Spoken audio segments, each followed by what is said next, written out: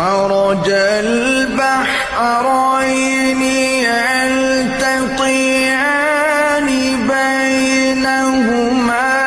برزخ لا يبغيان فبأي آلاء ربكما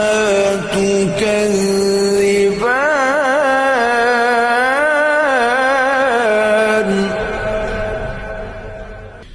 يخرج منهما اللؤلؤ